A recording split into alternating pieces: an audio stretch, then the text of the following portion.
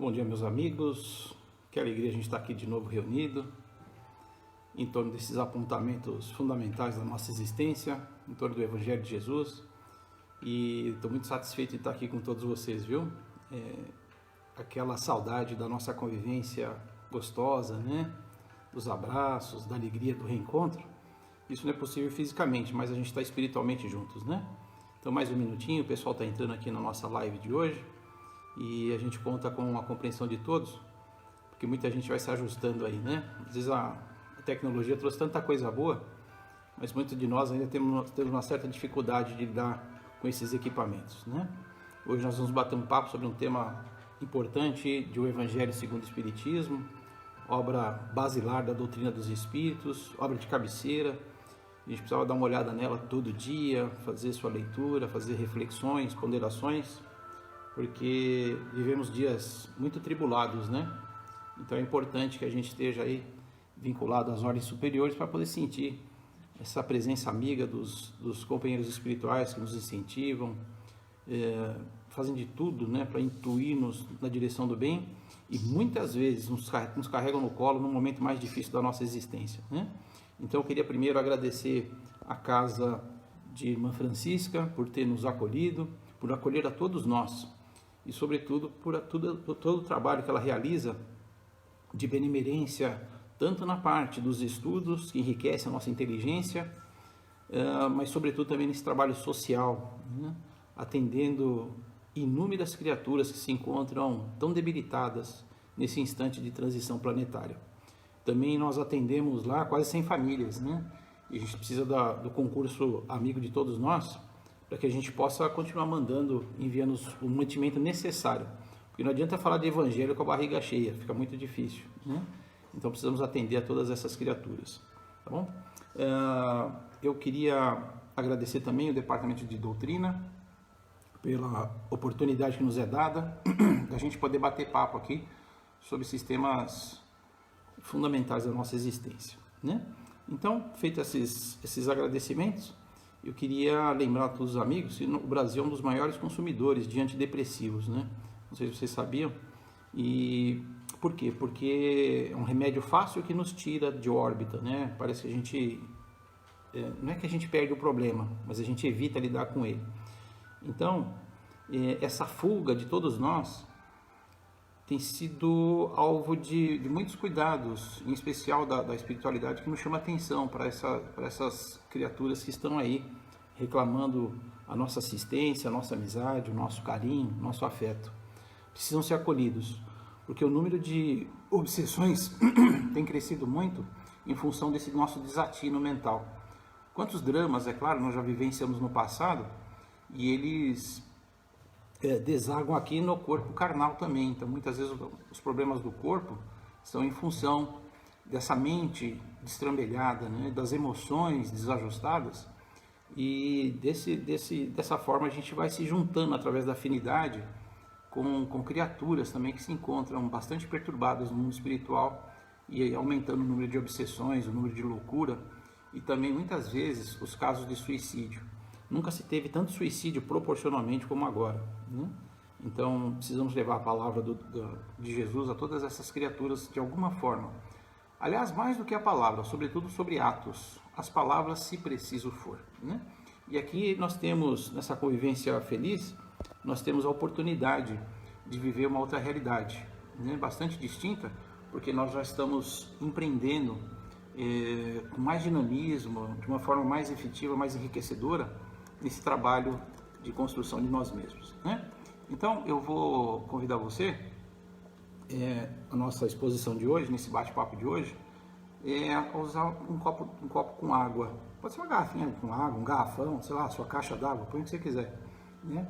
Porque os espíritos, ao longo dessa nossa jornada aqui de 1 hora, vão depositar a medicação mais apropriada às suas necessidades. Então, se você não está muito bem, se tem um parente seu aí próximo, algum conhecido, coloca um copo d'água, faz a sua prece, vamos entrar em sintonia com esses amigos espirituais, para que a gente seja merecedor desse atendimento fraternal, né? Então ali a energia positiva vai chegar e nós vamos poder então beber esse material que vai fazer enorme bem para todos nós.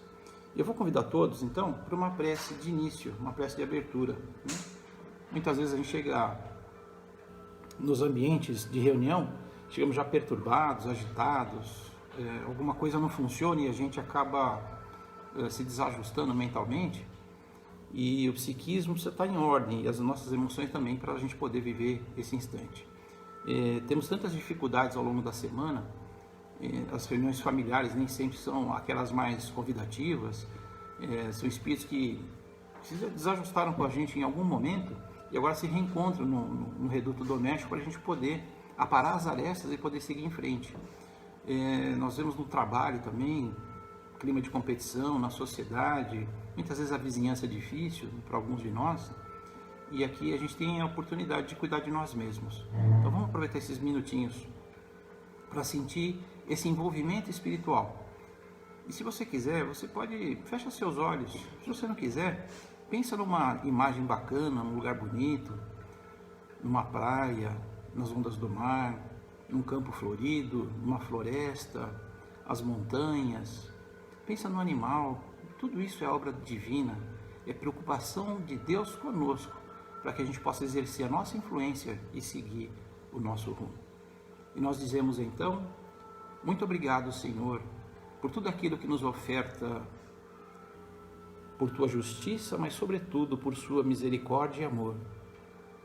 E nós Te reconhecemos a grandeza quando observamos as inúmeras disponibilidades que surgem à nossa frente.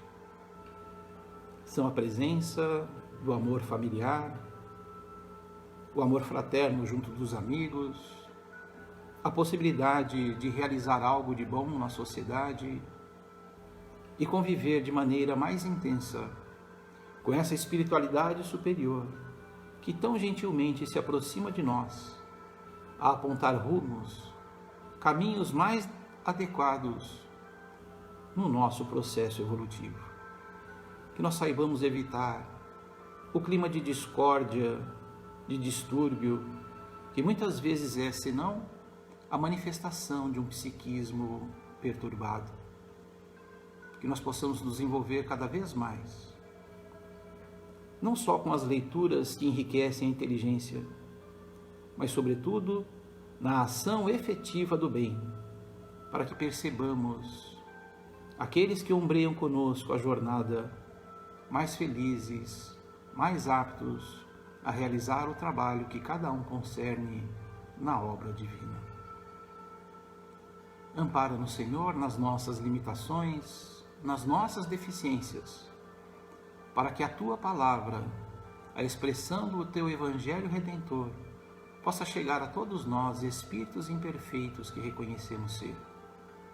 Abençoe igualmente, Senhor, aqueles que por um motivo ou outro não puderam estar aqui conosco, que eles recebam a nossa efusão verdadeira de carinho e de felicidade, a abrandar-lhes as dores, mas sobretudo a animá-los no caminho de redenção própria. Sê conosco, Senhor, hoje e sempre, que assim seja. Bom, meus amigos, hoje nós temos um trabalho gostoso aqui para realizar, como sempre, essa jornada de reencontros. Eu vou lembrar aqui primeiramente a frase de Camille Flammarion, um astrônomo francês contemporâneo de Kardec, e que, aliás, ele fez um discurso muito bonito no túmulo de Kardec. Eu convido todo mundo a ler lá na Revista Espírita, deve estar também em Obras Póstumas, um discurso muito interessante. Mas ele tem uma frase que diz assim: a nossa morada terrestre é lugar de trabalho, onde vimos perder um pouco da nossa ignorância original e elevar o nosso conhecimento. Essa frase é tão importante que eu vou ler de novo. A nossa morada terrestre é lugar de trabalho, onde vimos perder um pouco da nossa ignorância original e elevar o nosso conhecimento.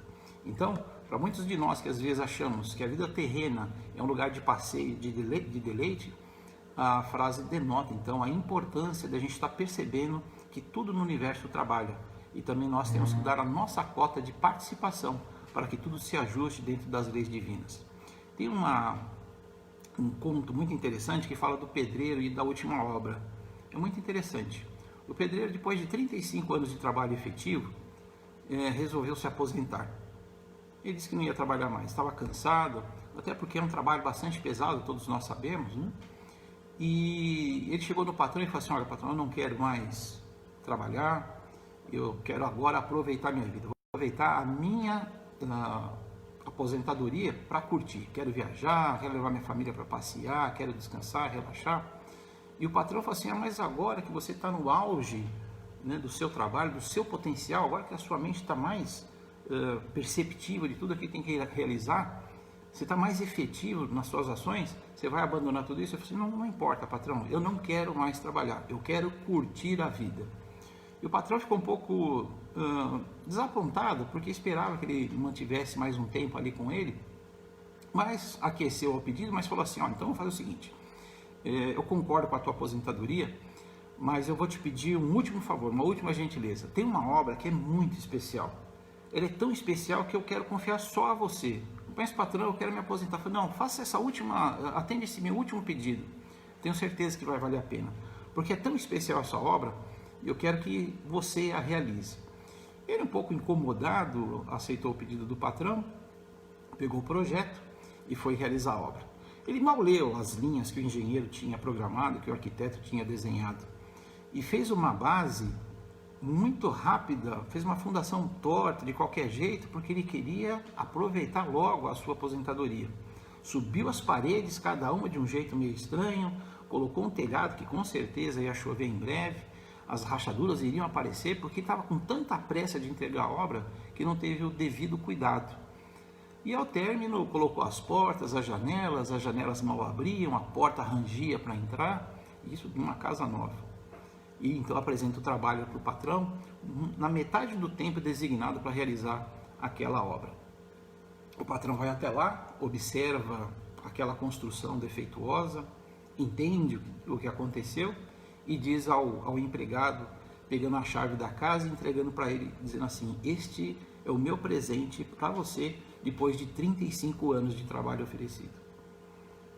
Então, a questão aqui é: o que nós estamos construindo em nosso próprio proveito?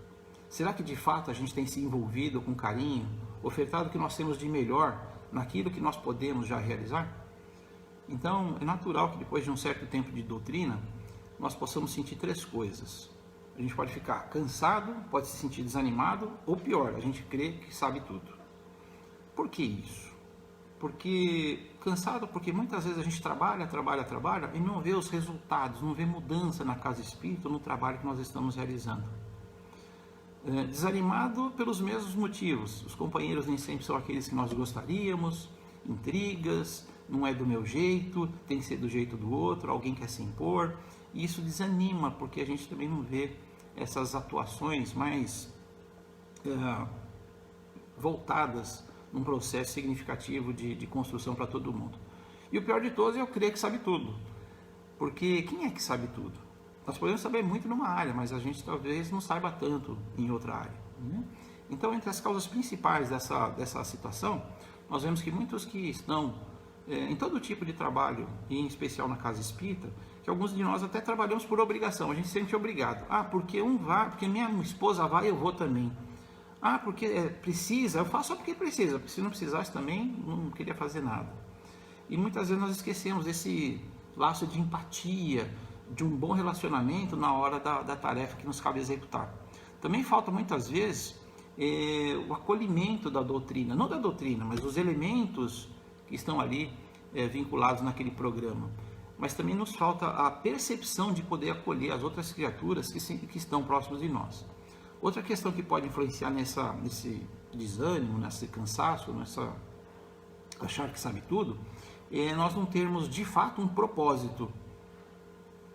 Eu lembro o Rodrigo da AME, todos conhecem aqui, amigo querido, médico espetacular e bastante envolvido nesse processo da pandemia atual.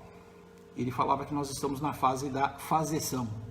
Muitos de nós estamos só fazendo, mas não temos aquela emoção, não fazemos com a mente e o coração abertos para poder perceber a utilidade real daquilo que precisa ser feito. Então, muitos de nós estamos na fase da fazeção. Observe se você não está nessa situação. Faz por obrigação. Não tem outro para fazer, então vou fazer. E não é isso. Precisamos nos envolver de maneira mais oportuna, né? Então, eu preciso almejar algum objetivo mais mais profundo. Ou então porque as pessoas que trabalham na casa espíritas, né, sob o nosso ponto de vista, são incoerentes, são falsas, nós achamos que elas são hipócritas, enfim, e assim a gente vai ficando decepcionado, muito mais do que conosco do que com as outras criaturas, certamente. Então, para hoje, nós vamos desenvolver um tema de uma maneira muito singela, não temos a menor pretensão de discutir esse assunto em profundidade, até porque não temos inteligência para isso. E vamos abordar aqui, então, alguns aspectos de um tema inserido no capítulo 18 de O Evangelho segundo o Espiritismo, que trata de muitos os chamados, poucos são os escolhidos. Eu vou recomendar naturalmente a leitura, aqueles que leram, releiam, porque toda vez que nós relemos as obras espíritas, nós vamos descobrir que parece que são livros mágicos, né? Você lê o livro hoje, você vai ler daqui 5 anos, parece que tem um monte de coisa que a gente tinha observado. Daqui 15 anos você vai ler, tem ainda mais coisas, parece que o livro se modifica. Na verdade não é o livro que modificou, é você que está crescendo e percebe então certas nuances que até então nós não havíamos observado. Então, meus amigos, há muito trabalho a realizar e todos nós podemos contribuir, cada um com aquilo que pode oferecer, naturalmente. Até porque nós temos avanços evolutivos diferenciados, distintos, e a nossa educação, nosso gosto, nossa forma de pensar também é muito diferente um dos outros, e a gente pode contribuir daquela maneira para que o trabalho se realize. Então a mensagem divina também está em todos os lugares, porque tudo está em Deus. Alguns de nós falamos assim, né? Deus está em tudo. Eu prefiro dizer que tudo está em Deus. Acho mais interessante. Em todas as épocas da humanidade, Deus enviou seus mensageiros para que a gente pudesse compreender a sua mensagem. Então vieram profetas, o nome de profetas, que muitas vezes eram médiuns, intuitivos, que tinham visões, que incorporavam espíritos, enfim, uma série de indivíduos que vieram trazer para nós, vieram nos informar da necessidade da nossa mudança interior através do trabalho bem realizado. Não é fazer por fazer, não é a fazeção, é fazer consciente da necessidade que nós precisamos imprimir nesse ou naquele ângulo. Tem um amigo nosso do movimento espírita, o José Agemir da Silveira, vai dizer assim: não basta ser chamado, ou seja, ser informado, adquirir conhecimento teórico, isso é importante, mas ele constitui apenas a seta que indica o caminho. Então é necessário vestir a túnica, purificar o coração e praticar a lei divina.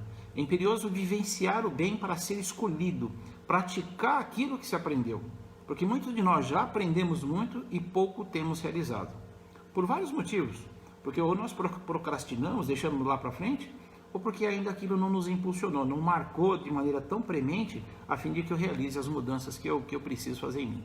Então, se a gente sabe o caminho, mas não faz o trajeto, só a informação de nada vai adiantar, né? Então, precisamos tomar um pouco de cuidado nas escolhas que nós realizamos. E o Espiritismo, ele exige de nós uma conduta moral diferente. Mas a questão é, nós estamos nos transformando? Essa é uma pergunta que você deve fazer para você mesmo. Porque quando a gente desencarnar, não vai ter um corpo de jurados para ler uma ficha nossa e falar aquilo que nós fizemos, não fizemos, ou aquilo que mal fizemos. A sua própria consciência, é na consciência do indivíduo que está o bem e o mal, e aquilo que ele deve ou não realizar. O texto vai nos ensinar a importância do nosso engajamento nas atividades da vinha do Senhor, porque o trabalho é nosso, mas os resultados são de Jesus, e aí está uma característica diferente. Muitas vezes a gente quer cobrar por algo que a gente ainda não sabe ou não entende o mecanismo todo. E isso vai trazer para nós aquilo que a Joana de Ângeles chama de autorrealização. Vai trazer tranquilidade moral, porque vai nos ajudar na nossa evolução espiritual, que é a finalidade da existência da Terra. É esse progresso que todos nós viemos aqui buscar.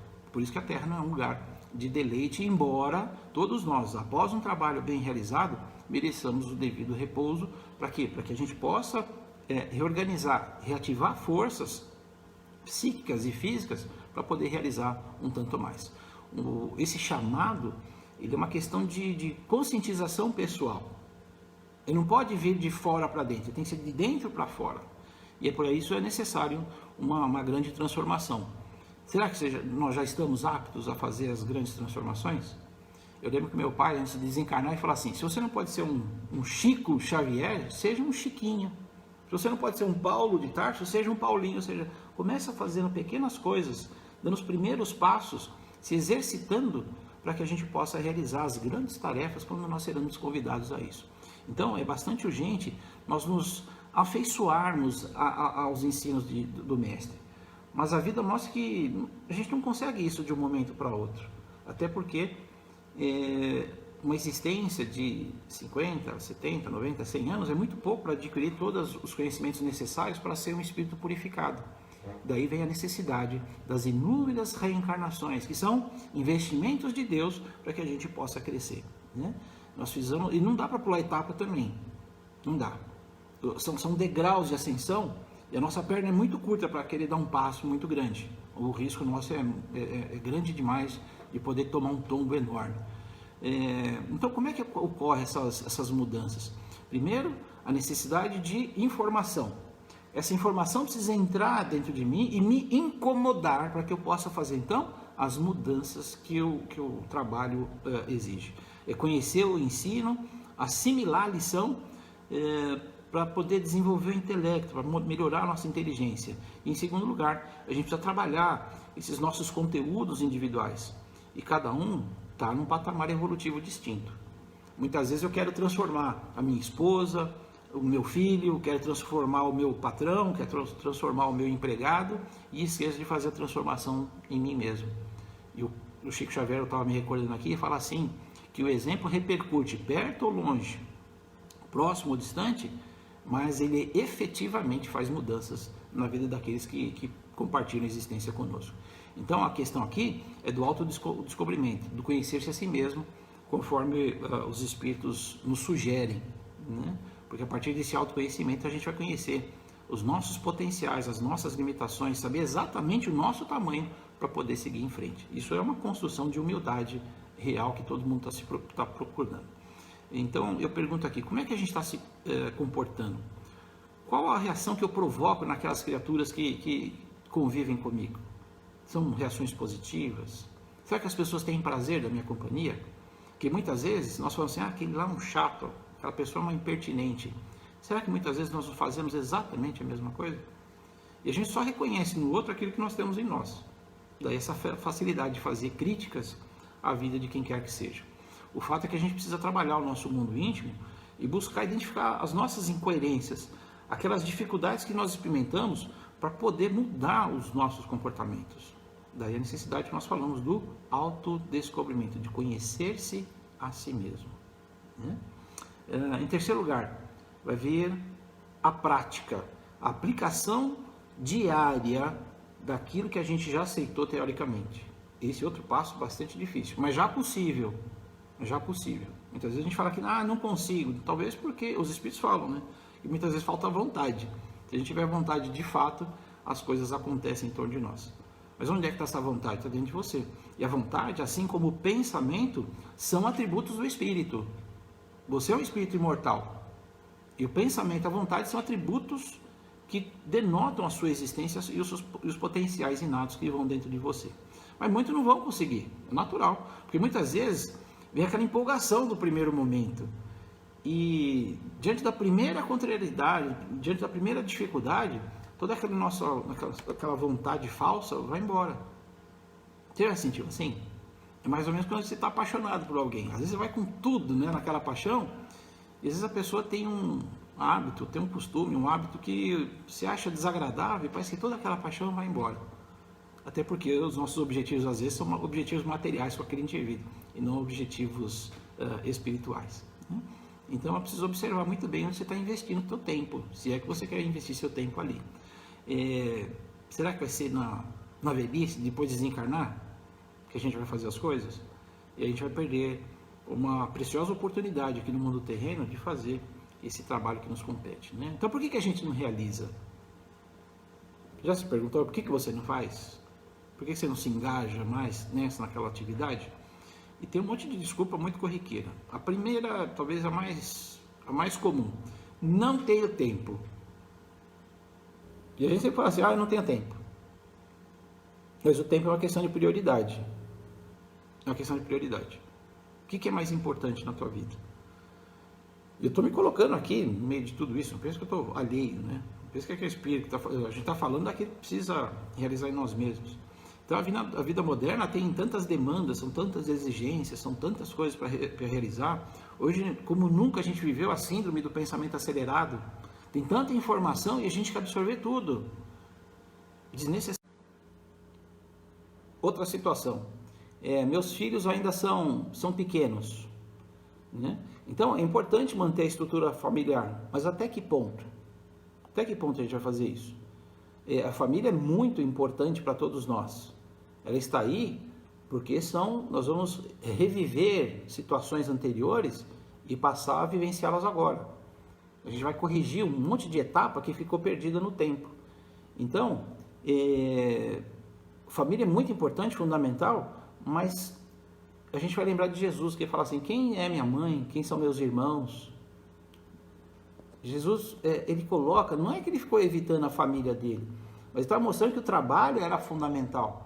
Era mais importante que tudo aquilo, até porque muitas vezes as relações familiares que nós temos, elas são relações que só nos trazem para o mundo e cada um vai fazer o trabalho de modificação própria, né? Outra realidade que nós vivemos: meu cônjuge é sistemático, então às vezes não vai no centro espírita porque o marido não quer, porque a mulher não gosta, mas e aquilo que importa para você de fato, né? Então pode acontecer do cônjuge ter uma outra religião, e então a gente vai evita o trabalho porque o outro tem um jeito diferente de ver a vida, como eu vejo diferente. Outra desculpa muito comum também: quando eu aposentar, vou ajudar o centro.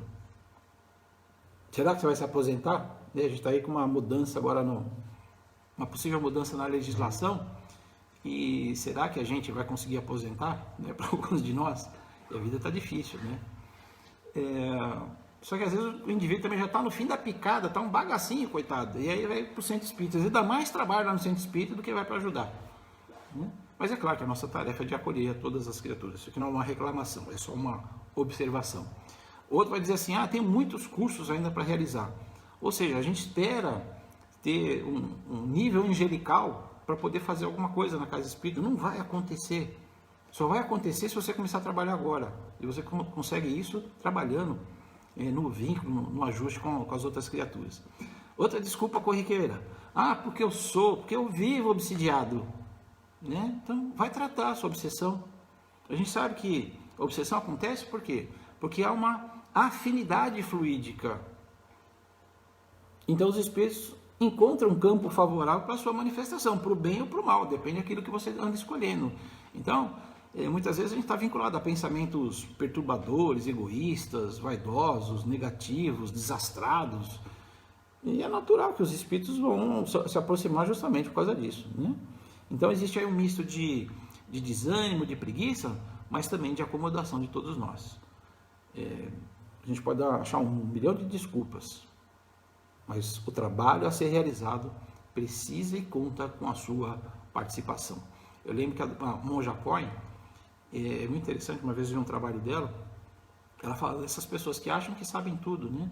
Então é muito natural que no mundo ocidental a gente faça isso. Você faz uma pergunta na sala de aula: quem sabe mergulhar? Para os pequenininhos de 5, 6 anos. Eu sei, todo mundo sabe na sala de aula. Na verdade não sabem, eles falam pela empolgação. Se você faz a mesma pergunta no Japão, por exemplo, eles vão responder assim: o pessoal não vai levantar a mão. E por que você levantou a mão? Você não sabe nadar? Eu sei, mas eu tô aprendendo, não sei tudo ainda, e eu acho que eu posso ser melhor. É uma visão diferente de observar as questões que estão em torno de nós.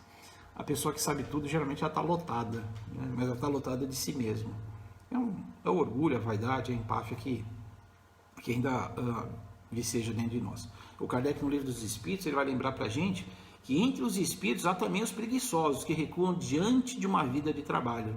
Você acha que é só no mundo material? Não. Tem muito espírito desencarnado que não quer saber de nada mesmo, né? Então Deus permite que eles ajam assim. E eles vão compreender mais tarde. Só que a custa de vários inconvenientes, que dessa inutilidade vai incomodá-los. E eles são os primeiros a pedir para reparar o tempo perdido. E aí a gente vê um monte de gente renascendo com tanta tarefa para realizar simultaneamente, que mostra mais um estado de perturbação do que de vivência real daquilo que a gente precisa fazer, né? Então, são pobres, eu diria o Espírito da verdade, são pobres que seres que nós devemos lamentar, porque expiarão cruelmente a sua inutilidade voluntária. Seu castigo começa frequentemente desde este mundo, pelo tédio e o desgosto da vida. Então você vê muita gente aí deprimida, angustiada, porque não encontrou uma razão para viver. E mesmo quando sabe o que tem que realizar, por preguiça, não faz e entra nesse clima desfavorável, né? Então no mundo espiritual a gente vai achar também, desculpa a expressão, vai achar um monte de espírito vagabundo, né? Que está lá por estar simplesmente. O Kardec vai dizer, se muitos dos chamados ao espiritismo se extraviaram, por que sinal se reconhece aqueles que estão no bom caminho? Se tanta gente se perde, como é que a gente consegue definir quem são as pessoas que realmente estão no caminho do bem, fazendo alguma coisa? E quem vai dar resposta é o Erasto, é um anjo guardião do médium. Ele vai dizer assim, reconhecê-los-eis pelos princípios de verdadeira caridade que professarão e praticarão, ou seja, não só falam, fazem. Reconhecê-los-eis pelo número de aflitos aos quais levarem consolações. Reconhecê-los-eis pelo seu amor ao próximo, pela sua abnegação, pelo seu desinteresse pessoal. Reconhecê-los-eis, enfim, pelo triunfo dos seus princípios, porque Deus quer o triunfo da sua lei. Aqueles que seguem a sua lei são os seus eleitos, e ele lhes dará vitória, mas esmagará aqueles que falseiam o espírito dessa lei e fazem dela um degrau para satisfazer a sua vaidade e a sua ambição. Então Erasto nos demonstra claramente quem são as criaturas que realmente querem fazer alguma coisa. Porque quem não quer fazer vai achar sempre uma desculpa. Pede uma gentileza, um favor, para quem não gosta de fazer nada. Ele sempre vai achar um motivo para não fazer. Pede para alguém que está muito ocupado uma gentileza. Essa pessoa vai tentar achar, na prioridade do seu tempo, alguma coisa, uma motivação para poder fazer aquilo que você está pedindo, né? Então peça para o ocupado, porque o desocupado não quer saber de nada. Na questão 785 do Livro dos Espíritos, o Kardec vai nos colocar que os maiores impedimentos, os maiores obstáculos ao progresso moral são o orgulho e o egoísmo. O Espírito da Verdade vai dizer que são as duas maiores chagas da humanidade, né? Então, portanto, a gente precisa construir em nós a humildade e esse espírito de solidariedade cristã, que são missões inadiáveis, não dá mais para a gente ficar estendendo, não é mais possível, está na hora da gente fazer mudança. E o Emmanuel, no livro Palavras da Vida Eterna, tem um texto, um capítulo que chama Nossa Cruz. Ele vai dizer assim, enquanto a criatura não adquire a consciência da própria responsabilidade, movimenta-se no mundo a feição de semi-racional, amontoando problemas sobre a própria cabeça. Entretanto, acordando para a necessidade da paz consigo mesma, descobre a cruz que lhe cabe ao próprio burilamento. Porque trabalhar não é fácil, você tem que sair da zona de conforto. É muito complicado. Será que a gente quer sair da zona de conforto? Não quer. Eu costumo dizer, eu não sei se eu já falei aqui na outra live, que às vezes você está andando e entra uma pedrinha no sapato, né? Uma pedrinha, e fica machucando, machuca. O que a gente faz? A gente vai entortando o pé, dá um jeito aqui na coluna, vai assim, para a pedra não ficar incomodando tanto. E de preguiça a gente não tira o sapato. Até a hora que fura o pé, começa a sangrar e doer para valer. Aí o que a gente faz? A gente toma coragem, mas já está sangrando. Não bastou a dor, precisou vir um sofrimento junto para que eu pudesse me movimentar. É assim que muitas vezes nós nos relacionamos com as tarefas que nos cabem aqui no mundo material. E também, e sobretudo, do ponto de vista moral, que é o que a gente veio realizar agora. Porque as transformações da tecnologia estão aí, aceleradas. Esse progresso é muito rápido. As questões morais é que são mais difíceis da gente fazer algum passo verdadeiro nessa senda do progresso. E o Allan Kardec vai dizer assim, reconhece-se o verdadeiro espírita por sua transformação moral. Moral, não estou falando intelectual. Porque às vezes você tem uma inteligência muito grande e utiliza essa inteligência para o mal. E ele vai continuar. E pelos esforços que faz em dominar, em domar as suas más inclinações. Então precisa fazer esforço, porque se não tiver esforço nenhum, você já conquistou. Então não tem mérito. E esses esforços custam muito, muito. É muito difícil fazer o bem, né? Por tantas situações que estão em torno de nós.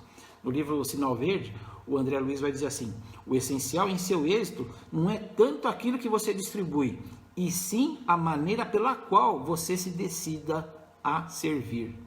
Porque às vezes você faz e fez por fazer, mas quando você põe o teu coração, a tua volição, a tua vontade, o teu desejo de fazer o bem, muda, porque junto vai uma energia que parte de você na direção do outro, como forma de acolhimento, de carinho, de ternura. Nós não humilhamos aquele que recebe o nosso trabalho, aquele que recebe o nosso benefício. Isso é muito interessante. Então, não vamos fazer que nem aquele senhor que, depois de 15 anos no movimento espírita, ele quis buscar uma palavra amiga com guia, com médium, né, através do médium. Muito interessante esse caso. Está num livro, uma narração do Humberto de Campos, e depois ele veio chamar Irmão X por causa de um processo judicial que a família queria os direitos autorais, né, do livro que ele expunha, e aí veio o nome de Irmão X. Então esse indivíduo ele buscou um mentor para poder escutar algo especial. A gente sempre acha, né, que os espíritos têm alguma coisa distinta para falar para a gente. Até muitas vezes o médium, quantos médiums escreventes, né, que falam coisas lindas, mas acho que aquilo é para os outros, não é para a gente. É mais ou menos assim, você está escutando o que a gente está falando agora, alguns de nós devem estar pensando assim: ah, minha sogra devia estar ouvindo isso, o meu cunhado, minha esposa, meu filho. Parece que nunca serve a lição para a gente, não é verdade, né? Então, ele buscou o mentor para escutar alguma coisa assim diferente, especial, que pudesse enriquecê-lo, porque todo mundo quer ser tratado com deferência, com distinção, que é fruto do nosso orgulho, da nossa vaidade. Aí veio o guia, e depois da saudação natural, perguntou para esse senhor onde é que ele estava trabalhando. O cidadão falou assim: ó, nesse momento eu não estou engajado em nenhuma tarefa, de verdade não estou, né? E ele aproveitou para poder falar de todas as dificuldades que o trabalho se mostrava, em todo lugar que teve. Teve em várias casas espíritas e não se fixou em nenhuma delas. E sabe qual era a desculpa? Era culpar os companheiros de atividade. Eram pessoas difíceis, pessoas intrigueiras, pessoas impertinentes, pessoas não perfeitas, etc, etc e tal, com um monte de defeito nos outros. Quer dizer, ele não trabalhava por culpa dos outros, do jeito de ser das outras criaturas. Então, dessa maneira, ele, até aquele momento, não havia encontrado o local ideal para dar a sua contribuição, né? Mesmo assim, ele pediu uma orientação ao guia. O amigo espiritual, então, fez várias sugestões de trabalho. Inclusive, ele rejeitou todas, né? Naturalmente, ele não aceitou nenhuma. Por quê? Porque os integrantes dessas casas que ele sugeria eram seus conhecidos, ou seja, volta lá para fazer o trabalho. E da forma que ele pensava, do jeito que ele entendia, não serviam de companheiros ideais para poder realizar alguma obra naturalmente. O mentor então concluiu, disse assim: então o amigo volte a nos procurar quando tiver um par de asas, né? Será que a gente está esperando um par de asas para poder fazer alguma coisa? Isso é um trabalho que a gente precisa prestar atenção. Olha, o que fazemos com aquele conhecimento que a gente adquiriu, né? Então, muitas vezes tem o conhecimento, mas não causou aquele impacto, aquela transformação necessária, e a gente então vai precisar de mais tempo para poder realizar alguma coisa. Os espíritos bondosos, eles sempre atuam em nosso favor, e com ensinamentos, com inspirações, nos dando muita energia de apoio, né? Eles nos abraçam com carinho, mas o trabalho de modificação pessoal é nosso. Ninguém pode vir fazer a transformação que me cabe realizar, né? Mas a gente só está entendendo isso agora, é compreensível. Eu posso lembrá-los que você está no seu melhor momento evolutivo, você é a melhor pessoa que você pode ser, e eu tenho certeza, você faz de tudo para acertar. Mas talvez a gente precisa começar a observar melhor esse organograma do projeto reencarnatório que realizamos, e entender para onde a gente precisa direcionar melhor as nossas potencialidades. Então, se você esperar até que possa fazer tudo para todos, ao invés de fazer algo para alguém, você vai acabar não fazendo nada para ninguém, né? Interessante isso, né? Começamos a pensar nessa situação. Então, para a gente finalizar a nossa atividade de hoje, na cidade de Bordeaux, no ano de 1862, um espírito se manifestou como um espírito amigo. Alguns acham que é Joana de Ângeles, né? Eu não sei, tenho certeza, não. Também não importa quem seja, o importante é a mensagem, né? Porque esses espíritos já fizeram a transformação que precisavam, que cabe a nossa parte agora. E vão falar assim: ânimo, trabalhadores, tomai dos vossos arados, das vossas charruas, lavrai os vossos corações, arrancai deles a cisânia, semeai a boa semente que o Senhor vos confia, e o orvalho do amor lhe fará produzir frutos de caridade. Então, como nós vemos lá na terceira parte do Livro dos Espíritos, terceiro capítulo que trata da lei do trabalho, nós vamos ver que o trabalho é uma lei, porque tudo trabalha no universo. E a gente lembra Jesus quando ele dizia: meu Pai trabalha até hoje e eu também trabalho, né? Que a gente possa observar as nossas possibilidades, aquilo que nós já temos de construção, e fazer alguma coisa, por menor que seja, mas faz com vontade de acertar, porque aquele que mais recebe, na verdade, é você mesmo. Tem uma frase chinesa que diz assim: o sândalo perfuma o machado que o golpeia. Interessante, né? O sândalo é uma árvore, tem um cheiro bom, tem um aroma bom. Então, o sândalo perfuma o machado que o golpeia. Se muitas vezes você está no meio de incompreensão, de gente difícil, de parentes complexos, de gente que não entende esse teu momento de transformação, ainda assim abençoa e passa, né? Faz o melhor que você puder, porque daqui a pouco também eles vão encontrar uma finalidade mais positiva para a própria existência. Eu vou convidar todo mundo então, para que a gente possa fazer a nossa prece de encerramento, para a gente poder fazer as nossas vibrações. E você vai receber agora o passe espiritual, a fluidoterapia. Procura se aquietar intimamente. Eu espero que o tema possa ter trazido isso para você. Não, a gente não veio aqui para agitar, a gente veio aqui para pacificar. E que você possa então, nesses instantes que a gente está junto, sentir a presença da espiritualidade superior a te envolver, a te acolher generosamente.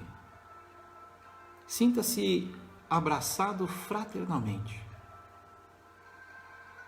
E você vai perceber uma onda de paz invadir teu ser. Teu psiquismo vai ficar mais equilibrado. As emoções mais em harmonia com a divindade que está em nós mesmos. E nós vamos ativar o núcleo sadio que todos nós possuímos em nós mesmos, porque somos todos filhos de Deus. E esta é a marca do Criador em nós. Perceba, meus amigos, que alguém se aproxima de você, enchendo a tua mente de luz nova, e nós somos redirecionados a sentir o bem se manifestando em nosso corpo físico, como decorrência natural de um estado de apaziguamento do espírito e que afeta naturalmente o corpo espiritual ou o perispírito. Procura sentar-se de maneira confortável, a fim de que o corpo não seja um impeditivo de perceber essas manifestações amorosas em nosso próprio proveito, a nosso benefício.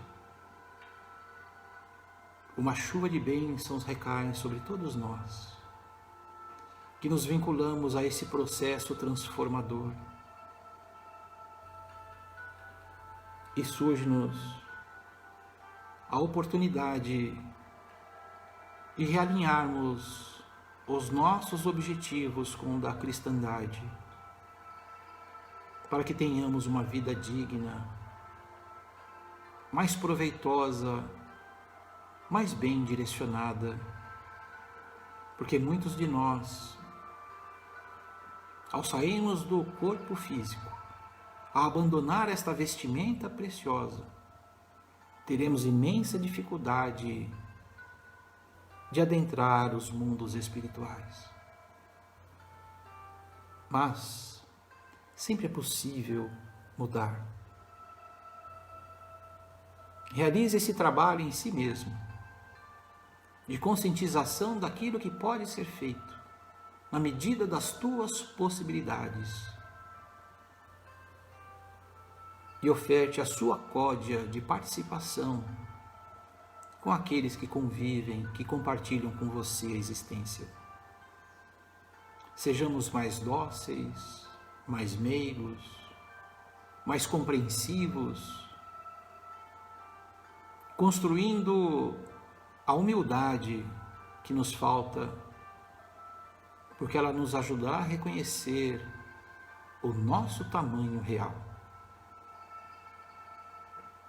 E se de nós já podemos ofertar algo, lembremos-nos que há tanta dor, desespero, angústias, há tantas perturbações mentais em torno de nós, e nós já podemos estender a mão amiga, abrir o nosso coração para receber esses espíritos endividados com a lei e que reclamam o nosso concurso amigo.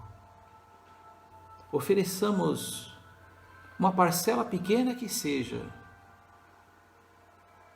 de fraternidade cristã, de solidariedade viva, para que observemos a obra do Senhor sendo realizada a contento. E se você lamentavelmente não está bem nesse instante, procura se apegar mais, ainda mais, à prece, à oração, aos vínculos positivos com a espiritualidade superior, porque de lá vai poder extrair o material necessário ao seu apaziguamento interior. Só nos resta agradecer pela oportunidade que tivemos hoje deste relacionamento amistoso e pedimos ao Senhor da nossa vida que nos propicie novas oportunidades, novas experiências, novos reencontros, para que aprendamos a sorrir mesmo diante das dificuldades, para que possamos obter ainda mais força, mais energia para realizar as tarefas que nos compete, aquelas que nós nos compromissamos antes de reencarnar. Muito obrigado, Senhor, por tantas dádivas. Muito obrigado, Senhor, pela casa de Irmã Francisca, que tão generosamente nos acolhe, que nos abençoa. Muito obrigado, Senhor, por esta parceria e que nós possamos ter um domingo gostoso, de convivência pacífica e uma semana de alta produtividade em benefício de nós mesmos. Sê conosco, Senhor, hoje e sempre, que assim seja. Então, meus amigos, após recebermos essa gentileza espiritual, nós temos aqui um recado importante. Eu vou colocar na tela para vocês verem que ele é muito, muito importante mesmo. Você sabe que nós temos famílias a serem atendidas e a gente vai lembrar que a cesta básica é um ato de amor e nós queremos agradecer por todas as doações que vocês têm oferecido, e no mês de junho foram atendidas 70 famílias, embora sejam 110 em caráter emergencial. Precisamos atendê-los, precisamos intensificar as campanhas e nós contamos com a sua contribuição generosa. Você pode fazer isso no banco, na Caixa Econômica Federal, na agência 2025, a conta 16-3. Favorecida Sociedade Espírita e Filantrópica Irmã Francisca, tá aí o número do CNPJ. Se tiver alguma dúvida, temos irmãos aí que podem atendê-los através do WhatsApp, o prefixo 15 aqui de Sorocaba, telefone 991409702, Então que Jesus nos abençoe todos e continue acompanhando as nossas lives, que acontecem sempre, as palestras sempre de segunda-feira às 20 horas quinta-feira às 14 horas, sexta-feira às 19 horas e aqui no nosso domingo às 10 horas. Também temos o Evangelho, que é o Evangelho no Lar, muito gostoso, né? Muito delicioso a gente participar, sempre às terças, quartas, quintas e sábados às 19 horas. Sempre um tema novo, diferente, e eu recomendo, né, a você e todos os seus familiares. Esse material também fica disponível na página do Facebook e também nos canais do YouTube, tá bom? Fica aqui meu abraço, minha alegria estar com vocês todos. Hoje é dia de domingo, gostoso, né, para descansar, mas também tem muita tarefa a ser realizada. E foi muito bom, saiba vocês, foi excelente estar aqui com vocês. Rever alguns amigos queridos, outros tantos que estão chegando, e fica nosso carinho. Receba nosso abraço fraternal para você se sentir estimulado, tá ok? Um beijo no teu coração e nos vemos em breve. Até mais.